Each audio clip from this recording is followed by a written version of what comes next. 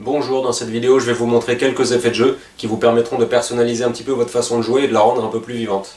Alors pour commencer je vais vous montrer un effet qui s'appelle le palm mute, qui consiste à étouffer le son des cordes en plaçant le côté de la paume de sa main contre les cordes juste après le chevalet. C'est une technique qui est souvent utilisée de manière très rapide dans le pop-punk par exemple.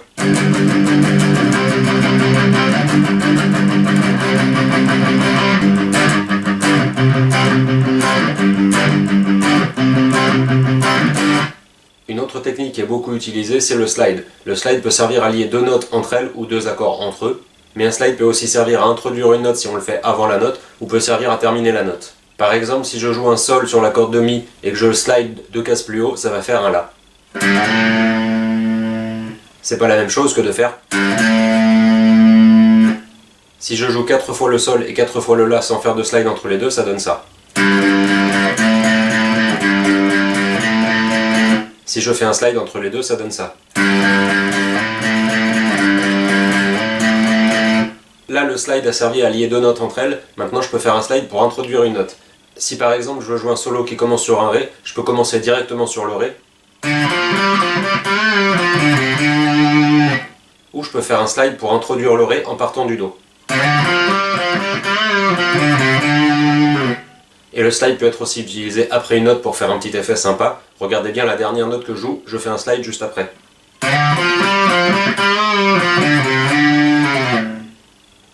Il y a un autre effet sympa qui s'appelle le bend.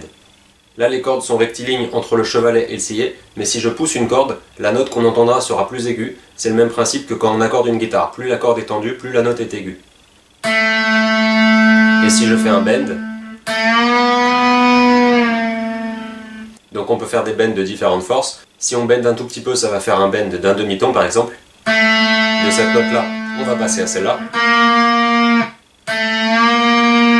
Des bends d'un ton. Des bends d'un ton et demi. Et c'est beaucoup utilisé dans les solos par exemple. Une autre façon de jouer les bends, c'est de d'abord faire le bend et après de jouer la note. C'est ce qui s'appelle un pré-bend, c'est-à-dire que la corde est déjà bendée avant de jouer la note. Donc les pré-bends, c'est comme des bends où la note revient à la note normale, non bendée. Et on peut faire un bend qui débende. Ensuite, deux techniques qui vont un petit peu ensemble, c'est le hammer-on et le pull-off. Le hammer-on, hammer en anglais ça veut dire marteau, hammer-on ça veut dire qu'on va jouer une note en appuyant le doigt sur la touche comme si c'était un marteau, c'est-à-dire sans utiliser la main qui gratte. Par exemple, si je joue la note en attaquant, si je joue la même note avec un hammer-on, ça fait... Là tout seul c'est pas génial, mais quand c'est lié à la deuxième technique, ça peut faire des trucs un peu sympas. La deuxième technique, c'est le pull-off. Le pull-off c'est l'inverse, c'est quand on joue la note sans attaquer, mais en levant son doigt, de manière un peu brutale, pour déclencher un son. Mais pour ça c'est plus facile d'avoir attaqué la note avant. Par exemple, si je mets mon doigt sur la corde de la en case 2 et que je fais un pull-off, ça va faire le son de la corde de la à vide. Donc ça va faire case 2, corde à vide sur la corde de la. C'est pas la même chose que... Pour illustrer ça, je vais jouer la musique d'Inspecteur Gadget, d'abord en attaquant toutes les notes avec le Mediator, puis une deuxième fois en faisant des hammer-on et des pull-off. Regardez bien les deux mains.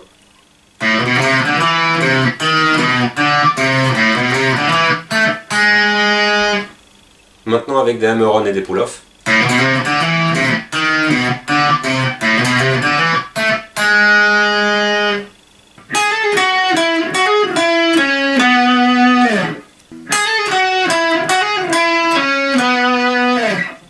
Un autre effet qui peut humaniser votre façon de jouer, c'est le staccato. Si je joue une note et que je la laisse résonner jusqu'à la note suivante, ça fait parfois un peu mécanique et un peu plat.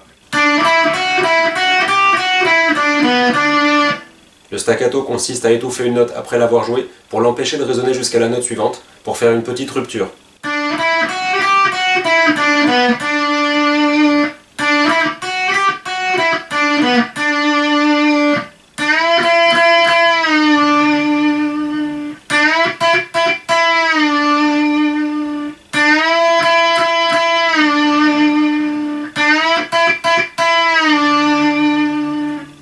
Une autre technique qu'on peut utiliser aussi, c'est les harmoniques. C'est-à-dire qu'on étouffe les cordes avec la main qui est sur le manche et on gratte les cordes avec l'autre main.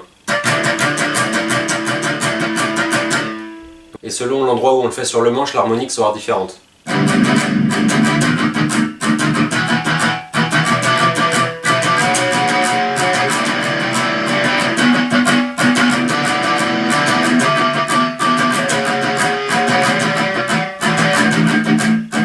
Et ensuite un effet qui s'appelle le vibrato, qui consiste à faire bouger une corde après avoir joué une note. Le vibrato consiste à faire bouger une corde après avoir joué une note, c'est-à-dire en gros à faire des petits bends. Certains guitaristes ont des vibratos qui font des tout petits bends, d'autres des plus gros. Il y a des vibratos lents, des vibratos rapides, et donc en mélangeant tout ça, on peut faire son propre vibrato. Donc je vais vous montrer quelques exemples. Un vibrato lent avec des petits bends.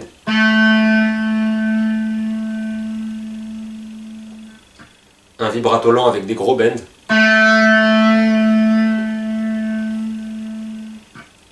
Un vibrato rapide avec des petits bends. Un vibrato rapide avec des gros bends. Donc chaque guitariste a un petit peu son vibrato avec sa façon de jouer qui lui est très personnelle. Personnellement, moi je fais souvent comme ça. Assez rapide avec des gros bends.